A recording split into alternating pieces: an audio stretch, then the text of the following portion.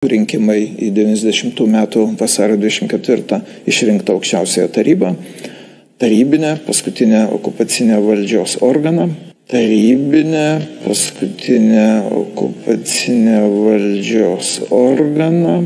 Vasario 11 diena,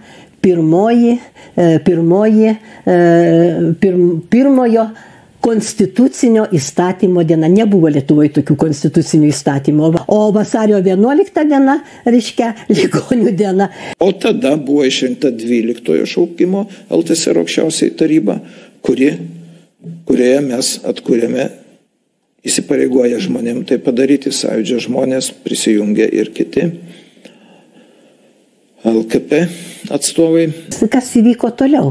Su signatarų klubo išleisto dvitomio Rinkimai į 90 metų vasario 24 išrinktą aukščiausiąją tarybą, tarybinę paskutinę okupacinę valdžios organą,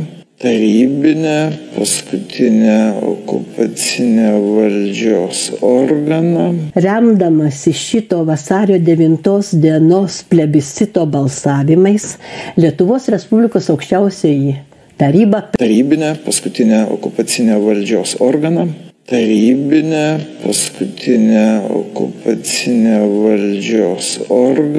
priėmė pirmą Lietuvos istorijoje konstitucinį įstatymą.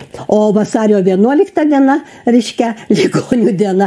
Reiškia, jūs visi ligoniai, kurie už nepriklausomą demokratinę respubliką ir tada atsisėsite į kalėjimą, nes šita diena vasario 11 yra labai reikšminga kaip bausmių vykdymo sistemos pareigūnų diena. Remdamasi šito vasario 9 dienos plebiscito balsavimais, Lietuvos Respublikos aukščiausioji taryba. Ką reiškia pirmas straipsnis, kas tai yra atmintina diena ir ką reiškia, kad vasario 9 iš viso nėra.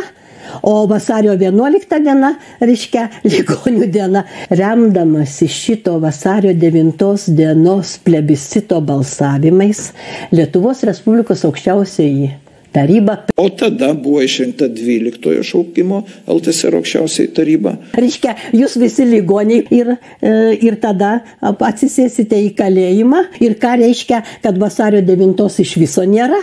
Remdamasi šito vasario 9 dienos plebiscito balsavimais, Lietuvos Respublikos aukščiausioji taryba. O tada buvo išrinkta 12 šaukimo LTSR aukščiausiai taryba, tarybinę paskutinę okupacinę valdžios organą. O tada ir tada atsisėsite į kalėjimą.